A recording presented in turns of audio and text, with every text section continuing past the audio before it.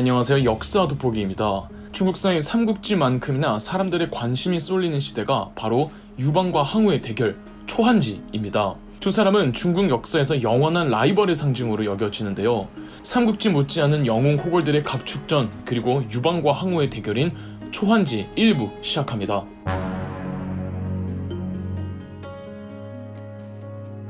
초한지의 시대적 배경부터 설명드려야겠네요. 삼국지보다 한참 이전의 일이고요. 이 시대적 배경은 진나라입니다. 원래 중국은 춘추 전국시대라고 여러 국가들로 분열되어 있었는데 라스트 스테이지에서는 7개의 나라들로 정리가 됩니다. 그중 하나였던 진나라가 나머지 6개의 국을 멸망시키면서 중국사에서는 최초의 통일 왕조가 들어서게 되었고, 중국의 춘추 전국시대를 통일한 이 진나라의 왕이 바로 진시황입니다. 그는 스스로를 가장 지엄한 존재가 되겠다며 중국 신화에서 전설 속 신들인 삼황오제의 앞글자씩을 따서 최초의 황제, 즉 시황제가 되었습니다. 수백 년 분열되어 있던 중국을 최초로 통일시켰다. 정말 대단하죠?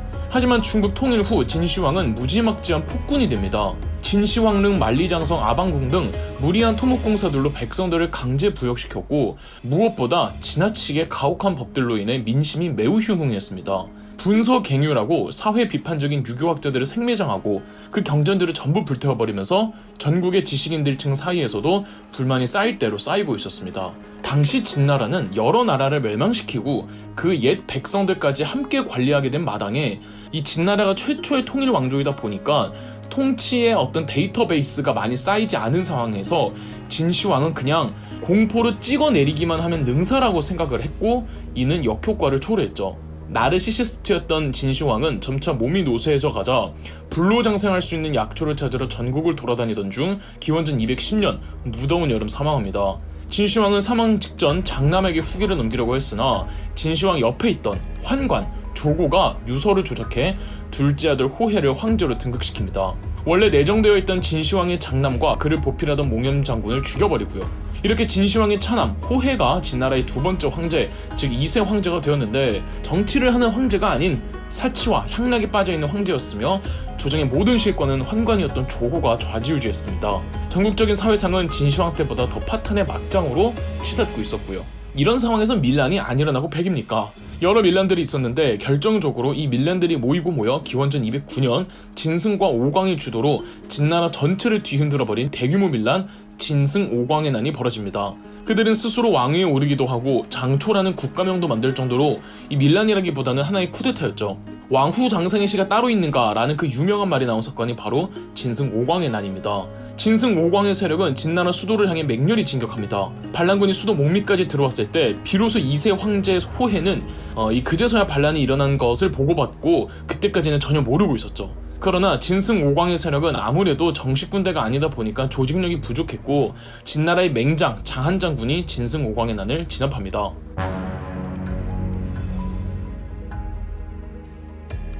그러나 진나라는 이미 시스템적으로 구조적으로 무너지고 있었고 그저 반란 진압한 것만으로 이미 진나라를 떠나버린 민심을 어떻게 할 수가 없었습니다. 진승 오광의 난이 진압되자 중국 강동 지역의 오군과 회계군이라고 나중에 삼국지에서 손권의 주 근거지가 되었던 그 지역에서 항량과 그의 조카 항우가 초나라의 독립을 외치며 벌기합니다. 항씨 집안은 과거 초나라의 명문 귀족 가문이었고 그 초나라 영토에 살던 백성들도 항씨 집안에 많이 의지를 하고 있었고 초나라 멸망 후로는 지방 유지가 되어 있었죠.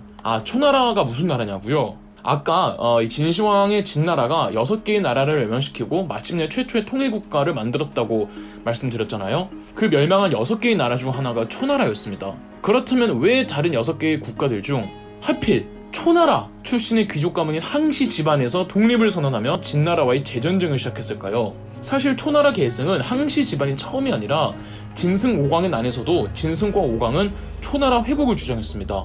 애초에 국명이 장초잖아요. 하필 초나라인 이유는 초나라가 멸망당한 6개의 국가들 중에서 가장 마지막에 멸망한 국가였으며 진시황의 6개국 멸망전 역시 이 최종 보스전이자 드림 매치가 바로 이 초나라와의 결전이었습니다. 그만큼 초나라의 국력이 한때 어마어마했습니다. 더불어 초나라는 양쯔강 기반 국가로 중국 황하 문명의 발상지에서는 동떨어진 국가였기에 황하 중심의 국가에 대한 독립성과 진나라의 학정에 따른 반발 심리가 다른 지역보다 유독 더 컸습니다. 그래서 진승 오광이 초나라 계승을 위시하며 삽시간에 세력을 불릴 수 있었으나 두 사람은 스스로 왕이 되면서 사실상 초나라 계승 의식을 포기한 셈이었고 초나라 계승을 버리자마자 바로 와해되고 진압되어 버립니다. 그러나 회계에서 초나라 독립을 선언하며 일어난 항량과 항우는 달랐습니다. 항량은 당시 초나라 어딘가에 은거에 묻혀있던 70살의 선비 범증을 스승으로 모셔오는데 이때 범증의 뜻에 따라 초나라 왕손을 데려와 초해왕으로 옹립시켜주고 항량과 항우는 정말 초나라를 재건한다는 느낌을 주면서 역시 그 규모가 진승 오광에 난 이상으로 커집니다. 재건한 초나라의 왕은 초해왕이기는 했지만 사실상 진나라와의 전쟁은 항량이 모든 걸 주도하였습니다. 항우 이야기를 하자면은 항우는 이 항량의 조카로 어릴 적 공부하는 걸 싫어했지만 병법 배우는 것도 좋아했다고 합니다. 항우는 중국 역사 통틀어 가장 힘이 센 괴력의 장사 중 한 명으로 사마천의 사기 기록에는 항우더러 힘은 산을 뽑고 기운은 세상을 담는다는 뜻에서 역발산 기계세라고 표현하기도 했답니다. 항우가 숙부 항량과 함께 거병했을 당시 나이가 23살이었죠.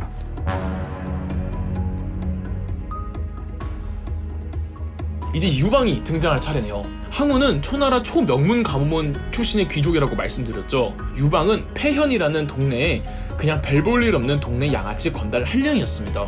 그래도 뭘 먹고 살아야 하다 보니까 어째어째 유방은 동네 폐현의 파출소장? 동장? 정도의 낮은 직급의 관직을 시작하는데 유방의 주요 업무는 진시황릉 공사에 동원되는 노역자들을 현장까지 인솔하는 것이었습니다. 그런데 그 죽음의 공사장에 가는 순간 죽는 목숨이다 보니 노역자들 상당수가 몰래 도망친 겁니다. 그대로 가버리면 이 업무를 하지 못한 유방도 무사하지 못하다 보니까 남아있는 사람들에게 그냥 모두 해산해라, 나도 도망치면 그만이다 라며 진짜 다 풀어준 겁니다. 그 후 유방의 고향이었던 폐현에서는 두 공직자 소화와 조참이 폐현의 현령에게 불만을 품고는 유방과 유방을 따르는 동네 건달들 싹 모아서 현령을 죽이고 폐현을 점령합니다. 소화와 조참은 이견 없이 유방을 리더로 모시기로 하고 유방은 폐공이라고 불렸죠. 그리고 유방은 마찬가지로 진나라와의 전쟁을 선언했고 때마침 항량 항우가 초해왕을 옹립하며 독립했다는 소식에 거기 세력이 워낙에 크니까 항량 항우에게로 유방도 합류하기로 합니다. 이렇게 나중에 원수지간이 되는 두 사람이 같은 것을 목표로 하나의 진영에서 운명의 만남을 갖게 되죠. 초나라 군대가 걸기하여 진나라 수도를 진격하고 있던 사실에 2세 황제 호해와 환관 조고는 과거 진승 오광의 난을 토벌한 장한 장군에게 이번에도 진압 지시를 내립니다. 장한은 확실히 명장이었습니다.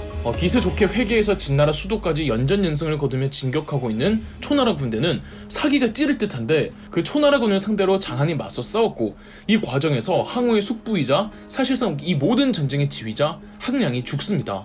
지휘권자를 잃은 초나라군은 크게 세력이 위축됐는데 초해왕은 역시 한때 초나라 귀족 출신인 송이를 새로운 지휘권자로 임명했으나 지나치게 소극적인 송이의 태도에 화가 난 항우는 송이를 죽여버리고 스스로 지휘권을 승계해버렸습니다. 초나라가 걸기할 때 이 조나라라는 나라도 함께 독립해가지고 초나라를 지원해주고 있었습니다. 항량이 죽고 이 초나라군의 진격이 멈추었을 때 이때 진나라의 장한 장군은 감히 진나라를 배신하고 초나라에게 붙은 조나라를 응징하기 위해 거록이라는 곳에서 조나라 군대를 포위하고 있었습니다. 항우는 조나라를 구원하기 위해 거록으로 떠났고 선봉장, 영포의 맹활약과 더불어 거록에서 항우의 초나라군과 장한의 진나라군이 식량도 거의 다 떨어져가는 상태로 9번의 격전을 치렀고 최종 승자는 항우의 초나라였습니다. 이 전투가 진나라 멸망전쟁의 분기점이 되는 거록대전이고 사마천의 사기에는 거록대전에 대해초의 전사들은 한 명이 10명을 당해내지 못하는 사람이 없었고 부르짖는 소리는 천지를 흔들었으며 제후들의 군사들은 서로 두려워하지 않는 사람이 없었다고 기록하고 있습니다. 그러나 항우의 초나라군이 입은 피해도 막대해서 큰 승리를 거두기는 했지만 양측 모두 각을 보는 타이밍에서 이 진나라 본국에서는 장한의 후퇴를 금지시키며 심지어 환관 조고가 이 장한을 벼르고 있다는 정보까지 전해지자 오도가도 못하게 된 장한은 무려 20만 명이나 되는 군대를 이끌고 항우에게 항복해버립니다. 그러나 항우는 스승 범증의 뜻에 따라 갑자기 불어난 대규모 군대를 섣부르게 움직이기보다는 또 거록대전의 피해도 복구해야 하고 그래서 우선은 진격을 멈추기로 합니다. 이때 초해왕은 항우를 대단히 부담스러워하고 있었습니다. 항량사 후 초해왕이 직접 임명한 송이를 항우가 죽였고 제멋대로 지휘권을 승계했잖아요. 초해왕은 상당히 언짢아하고 있었지만 자기를 왕으로 옹립해준 항우에게 뭘 할 수는 없었고 오히려 초해왕은 주변 평판이 좋은 유방을 더 총애했습니다. 초해왕은 항우와 유방을 불러 두 사람이 각기 다른 길을 통해 진나라 수도로 진격을 하고, 먼저 진나라 수도 함양에 도착하는 사람이 왕이 되고 뒤늦게 도착하는 사람은 신하가 되라는 말을 합니다. 이렇게 항우와 유방은 서로 다른 길로 진나라 수도로 진격, 먼저 도착한 사람은 유방이었습니다. 그런데 그 지는 것 싫어하고 자존심 쓴 항우가 그대로 둘리 만무하겠죠. 진나라 멸망과 함께 본격화되는 유방과 항우의 대결.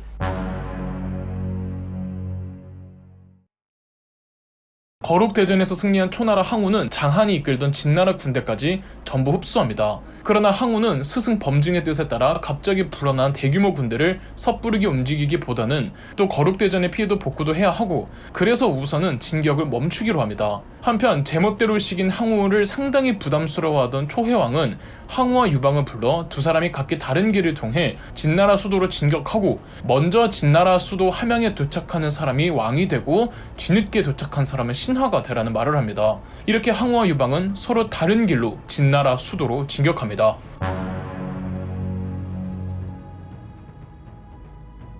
유방은 오래전부터 형동생 하던 번쾌를 선봉적으로 내세우며 창읍, 진류를 지나 진나라의 수도 함양의 턱밑을 할 수 있는 무관성까지 진격합니다. 이 과정에서 여기기, 그리고 무엇보다 유방의 최대 브레인이 되어주었던 장자방 등의 책사들이 유방의 군대에 합류합니다. 장자방의 본명은 장량이고 자가 자방입니다. 그래도 장자방이라는 이름이 더 유명하니 여기서는 장자방이라고 하겠습니다. 유방은 출신이 미천하고 주변인들도 백정 혹은 건달 출신들이라 용병수를 맡아줄 병법에 통달한 지식인이 필요했는데, 장자방이 그 중심적인 역할을 해주게 되었죠. 한편 진나라 수도에서는 유방이 수도 함양까지 거의 와서야 진나라의 2대 황제 호해가 장한이 항복했으며 수도가 함락 직전이라는 사실을 알게 됩니다. 이 모든 악행의 원흉, 환관 조고는 나라를 그대로 유방에게 바치고 본인의 목숨만은 보장받을 요량으로 우선 2대 황제 호해를 살해하고 진시황의 손자이자 호해의 조카였던 자영을 3대 황제로 옹립했습니다. 그러나 자영 황제도 결코 만만치 않은 황제여서 황제 즉위 후 조고의 음모를 눈치채고는 조고를 제거해버렸습니다. 자영 황제는 유방과 맞서 싸울 생각이었으나 장자방의 계략으로 무관성마저 함락되면서 희망을 잃은 자영 황제는 유방에게 항복하기로 하며 기원전 207년 진나라는 멸망해버렸습니다. 이렇게 진나라의 수도 함양에 먼저 도착한 사람은 유방이었죠. 진나라 지배층 사람들이 항복의 표시로 유방에게 술과 고기를 바치기로 하자 유방은 이 모든 것들을 진나라 수도 백성들에게 돌려주었고, 가혹하기로 악명 높았던 진나라의 모든 형법들을 폐지하겠다고 선언했습니다. 물론 진나라 지배층들에 대한 보복도 일절 금지시켰고요. 그리고 자신의 군대가 수도에 계속 주둔하고 있으면 백성들에게 공포 분위기를 조성한다고 하여 수도로 나와 근처 패상이라는 곳에서 머무르기로 합니다.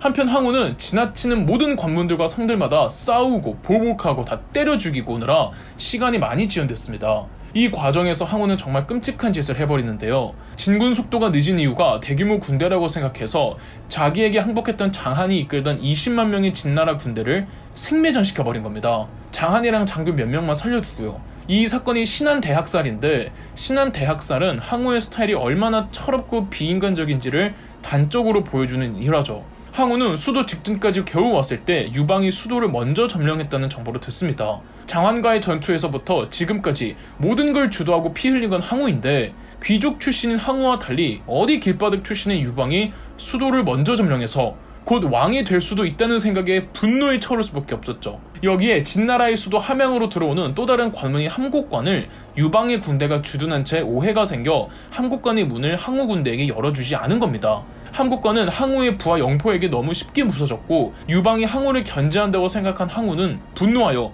홍문에 진을 친 채 유방더러 연회를 열 테니 무조건 참가하라고 강요했습니다. 당장은 유방이 항우와 싸울 병력도 명분도 없던 상황에서 이 항우에게 용서를 구하는 편이 더 현실적이었고, 유방은 홍문의 연회에 참여합니다. 항우는 연회를 핑계로 유방을 불러 죽일 생각이었습니다. 정확히 말하면 항우의 생각이 아니라 항우의 책사 범증의 계획이었습니다. 항우가 진나라 수도를 먼저 점령한 유방에게 분노한 건 맞았지만 연회 자리에서 막상 만나더니 오히려 화기애애하게 술자리가 되었고, 범증이 유방을 제거할 계획도 못하게 했죠. 여기에 유방의 번쾌가 난입해 술을 엄청 잘 마시니 항우가 번쾌에게 반했고, 굳이 저것들을 죽여 뭘 하나 싶은 생각으로 항우는 유방을 죽이지 않았습니다. 그리고 술자리가 무르익고 다들 취했을 때 유방은 화장실을 간다는 핑계로 도망치고 나머지는 장자방이 알아서 잘 수습했습니다. 이 사건이 홍문의 연회라고 합니다. 얼마 후 항우는 진나라 수도를 점령했습니다. 그곳에서 항우가 벌인 짓은 정말 끔찍했는데요. 궁궐을 불살라 버렸고 중요 건물들 곳곳을 파괴해버렸습니다.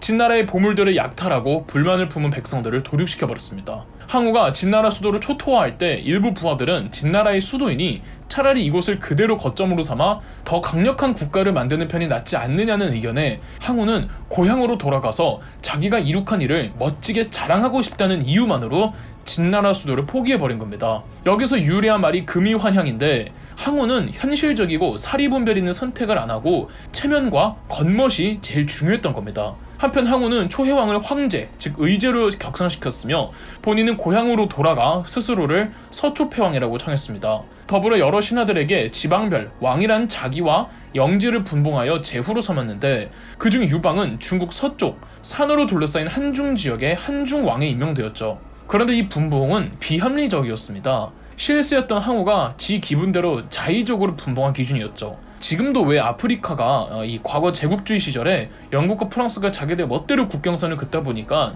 사이 안 좋은 부족들끼리 같은 국가에 엮여서 내전을 계속 벌이고 있잖아요. 비슷한 상황이 연출되었던 거죠.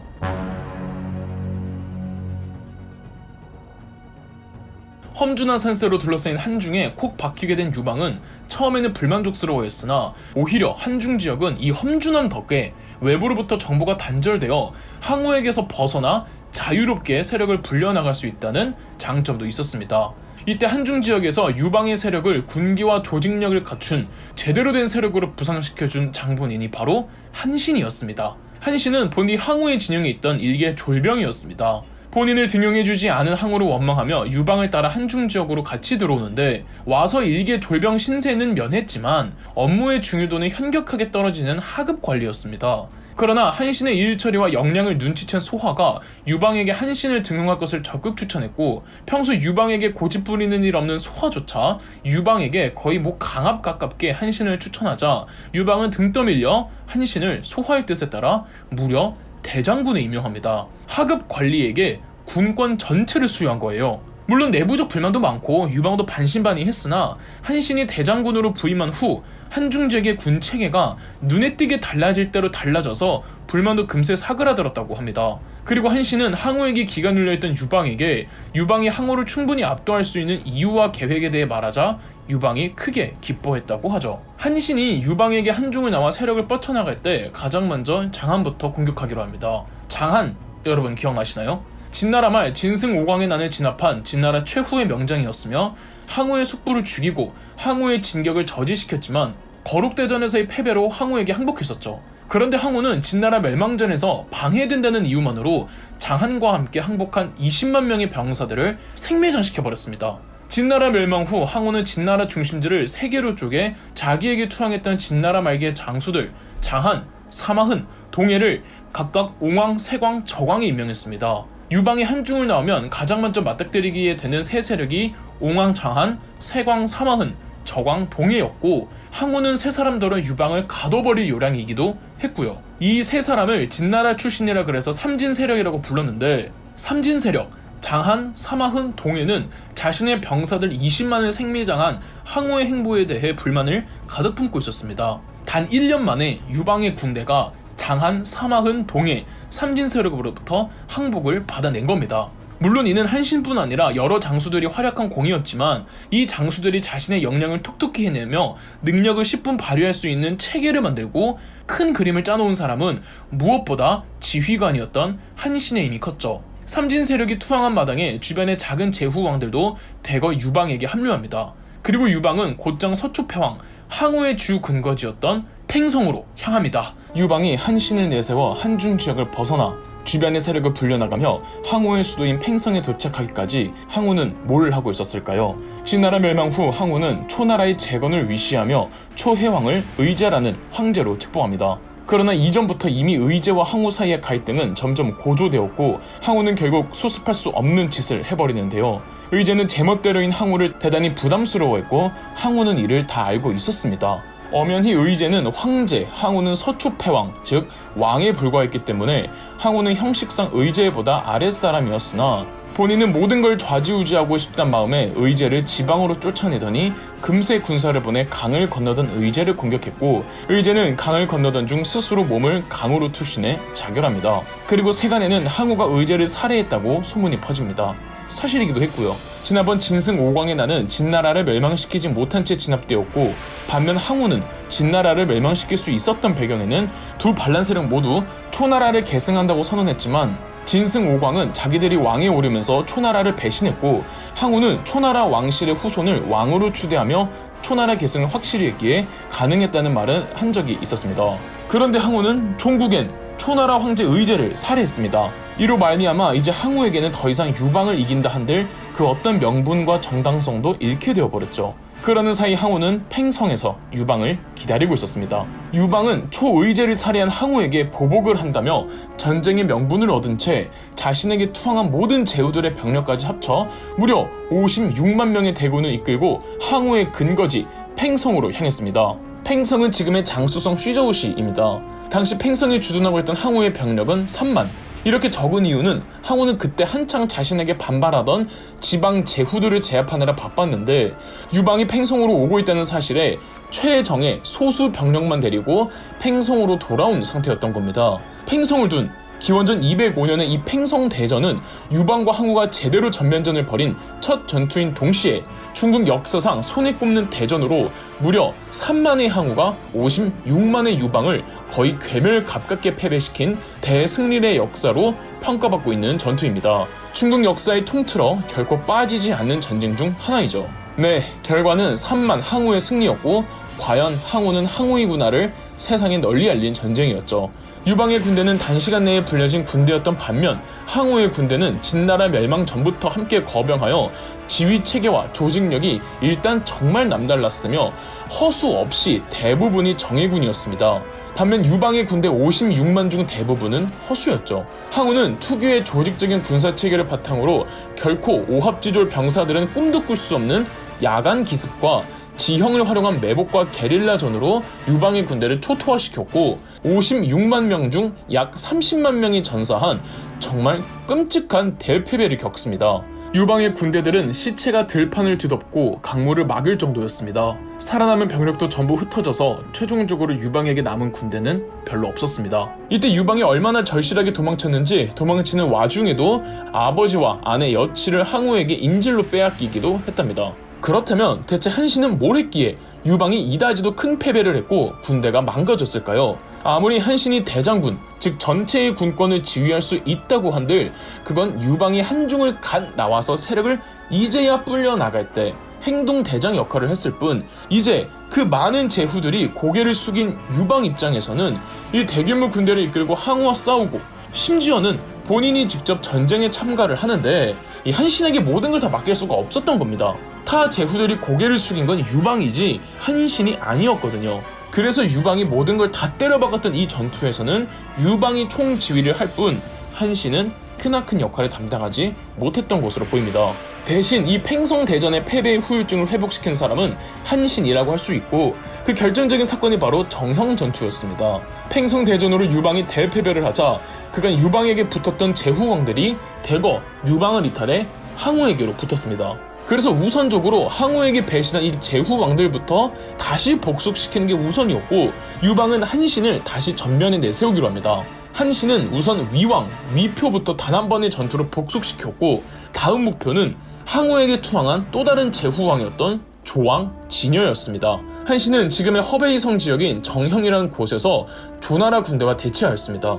조왕 또한 한신과 싸우기 위해 무려 20만 명을 동원한 상황, 그에 비해 한신의 군대는 3만 명 안팎이었죠. 한신이 매우 두려워하던 것은 조나라 20만 명이 아닌 바로 조왕 진영을 옆에서 보좌하고 있던 이좌거라는 책사였습니다. 한신 군대의 약점은 그저 군사수가 적다는 게 아니라 유방의 본군과 다소 동떨어진 바람에 군량미 보급이 장기화되고 있었고, 조왕 진여의 책사 이좌거는 군대가 많다고 자만하지 말고 한신관 전면전으로 싸우기보다는 한신의 보급부대를 치자고 했죠. 한신은 자신의 치부가 들통난 듯하여 매우 놀랐다지만 정작 조왕 진여가 군대의 규모만 믿고 이좌거의 말을 듣지 않는 바람에 한신이 안도의 한숨을 내쉬었다죠.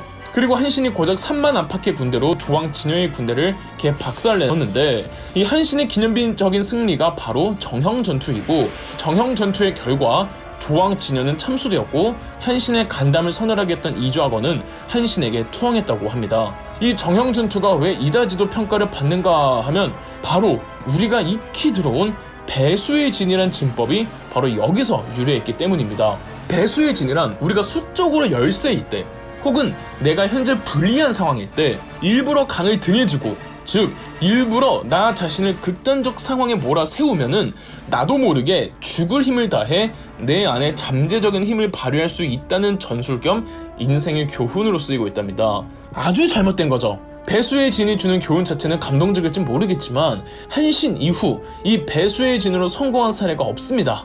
오히려 섣부르게 한신의 배수의 진을 따라했다가 피본 케이스만 많죠. 이건 꼭 전쟁뿐 아니라 실제 우리의 인생에서도 자신에게 힘든 상황이 오면은 나도 모르는 잠재적 힘을 끄집어내기 위해 극단적인 상황으로 나를 몰아세우라는 식으로 거론되지만, 이는 배수의 진을 정말 잘못 배운 사례입니다. 한신이 병사들을 속이고 일부러 강을 등진 채 절벽 위에 진을 치고 어차피 도망갈 곳도 없으니 죽을 힘을 다해 앞에 있는 적군과 싸우라고 했던 건 사실이고, 그 결과 병사들이 투지를 불태운 것도 사실입니다. 그러나 한신은 어디까지나 시간 벌기였습니다.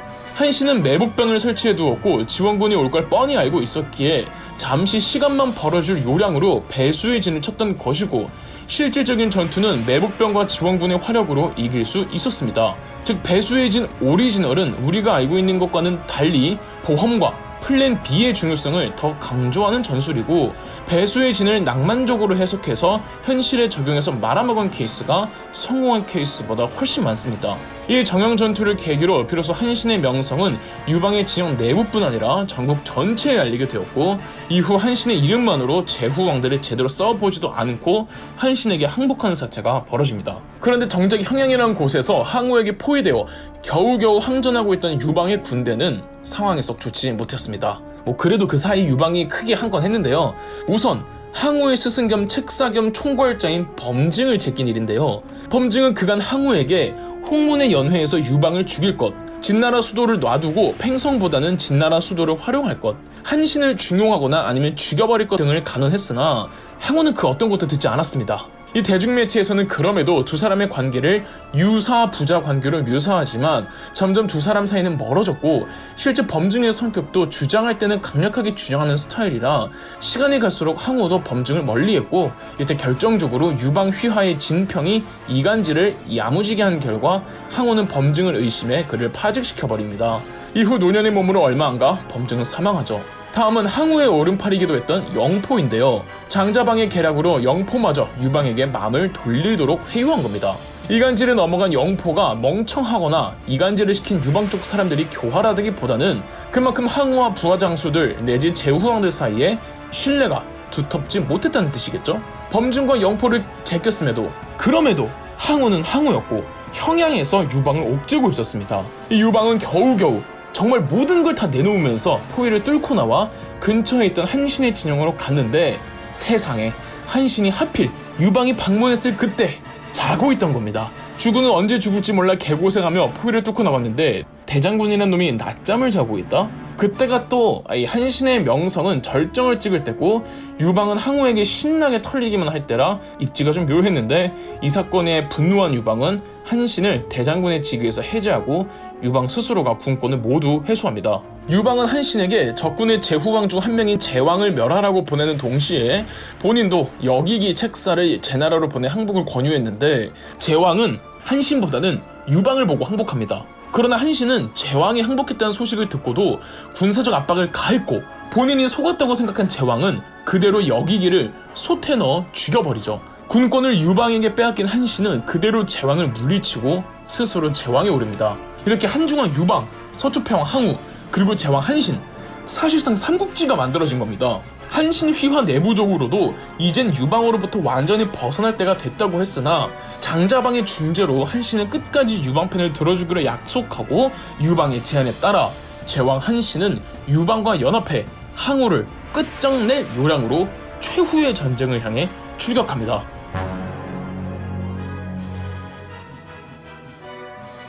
유방이 이토록 공작을 들어가고 있던 사이 승세를 잡은 항우가 가만히 있었던 건 사실 양측이 모두 지쳐있는 상황이었고, 항우가 인질로 잡아두고 있던 유방의 가족들을 풀어주는 조건으로 화친 조약을 맺은 상태였기 때문에 그렇습니다. 그러나 유방이 먼저 이 화친 조약을 깨면서 선제 공격을 했고, 유방이 항우와 맞붙는 사이 번쾌와 더불어 오래도록 유방을 옆에서 모시며 유방 휘하의 기병대를 이끌던 기병대장 관영이 뒤를 돌아 항우의 수도 팽성을 함락시켰습니다. 한신을 필두로 유방의 군대는 오도 가도 못하는 항우를 점점 몰아세우다가 해하라는 강 주변에서 항우의 군대를 포위했습니다. 유방, 한신, 영포, 팽월, 연합군 무려 30만 명, 항우의 군대는 10만 명 정도였습니다. 한신은 30만 명을 동원해 겹겹이 포위망을 구축해 절대 항우가 벗어날 수 없도록 묶어버렸죠. 그러나 과연 항우인 것이, 항우가 직접 최전선에서 군사를 이끌며 맹렬히 싸워 한신의 포위망을 점점 밀어냈습니다. 한신도 한신이죠. 한신은 밀려내면 밀려날수록 항우를 더 깊숙이 유인해냈고, 3면에서 항우의 군대를 공격하는 포메이션을 만들어 항우 군대 10만 명 중 8만 명이 도륙을 당했습니다. 이젠 도저히 승기를 잡을 수 없는 상황. 항우는 단 2만의 군사로 끝까지 저항하려고 했지만 어느 한 야심한 새벽, 한나라 병사들이 대거 초나라 노래를 불렀고, 고향의 노래에 전의가 완전히 꺾인 초나라 병사들은 그 새벽 대거 탈영해버리는 사태가 벌어집니다. 탈영병들이야 잡으면 그만이지만 장수들과 참모진들조차도 탈영병을 잡아야 하는 쪽도 전부 탈영해버렸죠. 다음날 남아있는 수는 고작 800명. 여기서 유래한 사자성어가 사면에서 들리는 초나라의 노래라는 뜻에서 사면초가라고 합니다. 당시 항우의 막사엔 항우의 아내 우희도 있었는데요. 이제 모든 희망이 없어진 상태에서 두 부부가 서로를 향해 노래를 불러주었다고 합니다. 실제 역사에서는 이 다음의 기록이 없지만 세간에서 내려오는 전설로는 노래를 불러준 뒤 우희는 스스로 짐이 될 수 없다며 항우더러 끝까지 살아남으라는 말을 하고 자결을 했다고 합니다. 항우는 사랑하는 아내의 시체를 끌어안고 통곡을 했다고 하는데, 패왕 항우가 우희와 이별한 이 순간을 중국 전통극인 경극으로 극화한 작품이 바로 패왕별희입니다. 다음날 항우는 남은 800명이라도 살려보내기 위해 목숨 걸고 도망을 칩니다. 포위망을 뚫으며 살아남은 병사들은 고작 28명. 유방과 한신은 계속 기병대로 추격군을 보냈고 28명은 계속 싸우며 강까지 도착하는 데 성공합니다. 남은 28명들이 한나라 군의 기병대를 무찌르며 강으로까지 오는 동안 전사자는 딱 2명. 26명은 항우에게 배를 타고 도망쳐 후위를 도모하자고 했으나 항우는 거절했습니다. 전설에서는 항우가 본인만 남고 26명의 병사들만 보낸 것으로 전해집니다. 죽기를 각오한 주인을 본 항우의 애마, 오추마 또한 강으로 몸을 내던져 익사한 명장면도 나오죠. 실제 역사에서는 이 26명 항우와 끝까지 싸우다 전멸했고, 홀로 남은 항우는 스스로 목숨을 끊습니다. 결국 중국 역사상 최강자로 손꼽히는 항우를 1대1로 싸워 이긴 사람은 단 한 명도 없었으며 항우를 죽인 건 항우 자신이었죠. 이 전투가 초한지의 마지막 전투인 기원전 202년의 해하 전투이며, 이로써 유방의 한나라가 천하를 재통일하는 데 성공합니다. 항우는 죽기 전 난 결코 힘이 없어 패한 것이 아니다. 단지 하늘이 유방을 택했을 뿐, 이런 말을 했다고 합니다. 끝까지 지 잘못은 없는 거죠. 항우는 평생을 자기 잘난 맛에만 살다가 패배했습니다. 유방이 항우보다 압도적으로 유능한 사람은 또 아니었습니다. 그저 괴팍하고 잔인하고 사람 알기를 너무 쉽게 알고 기분파에 자아도취에서 빠져나오지 못하는 항우의 행보는 전형적으로 몰락하는 인간형이죠. 그래서 저는 초한지의 결말이 어떻게 되냐는 질문에 유방이 이긴 게 아니라 항우가 졌다고 말합니다. 항우의 패인으로 여러 가지들이 꼽히지만 아이러니한 사실은 유방 휘하에서 항우를 이기도록 활약한 인재들이 거의 대부분 한때 항우의 부하들이었던 사실입니다. 이것만 봐도 항우의 그릇을 알 수가 있겠죠. 한때 여기기는 항우더러 남의 공은 기억하지 않으면서 남의 죄는 까먹지 않고 전투에서 이긴 자에게도 상을 주지 않는다고 말한 적이 있습니다. 반면 유방은 어땠을까요? 중국의 유명한 고전학자 이중첸 교수는 유방에 대해 이렇게 평가했습니다.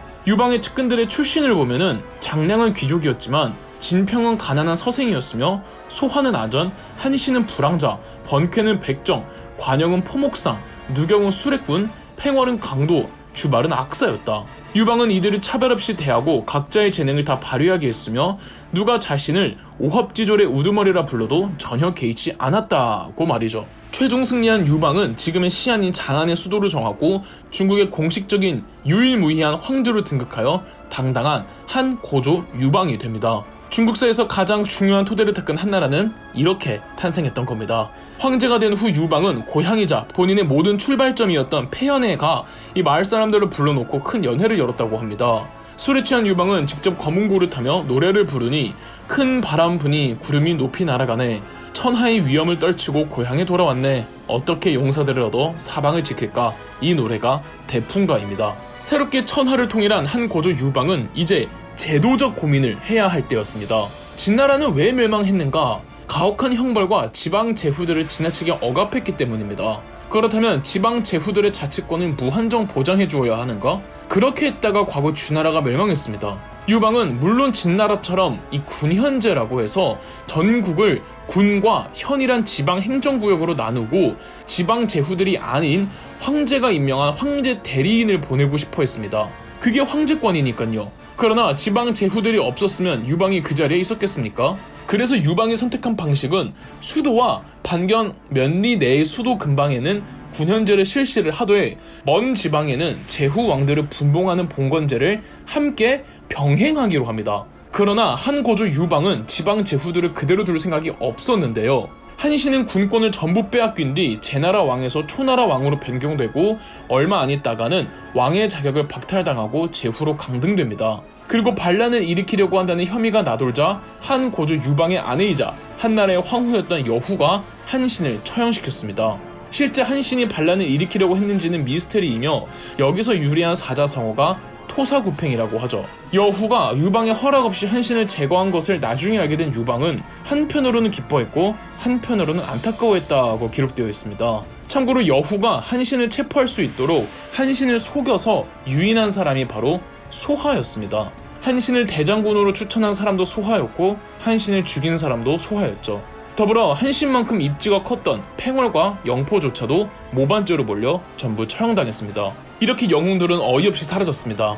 그럴 수밖에 없던 것이 한 고조 유방이 원했던 것은 황제권 중심의 제도였습니다. 진나라의 진시황도 황제권 강화를 원했죠. 그러나 진시황은 제도보다는 공포를 통해서 이룩하고자 했습니다. 반면 한 고조 유방 이래 한나라의 황제들은 제도를 통해 황제권 중심의 국가, 즉 제국을 만들려고 했죠. 그 결과는 성공적이었고 이후 여러 차례 등장하는 중국의 제국들 그 첫 시작이 한나라였다고 보시면 되고 한나라가 제국의 제도를 완비할 수 있던 배경에는 진나라라는 과도기를 거쳤기 때문이라고도 볼 수 있죠. 단 한 가지 한 고조 유방이 생각 못했던 건 자기 집안 안에서 빌런들이 생길이라고는 생각을 못했다는 것이죠. 이것으로 초한지 시리즈는 마무리하도록 하며 이 이후의 이야기는 유튜브 검색창에 역서돋보기 중국 4대 악녀 여태후 편을 검색하셔서 참고해주세요. 그럼 역서돋보기였습니다.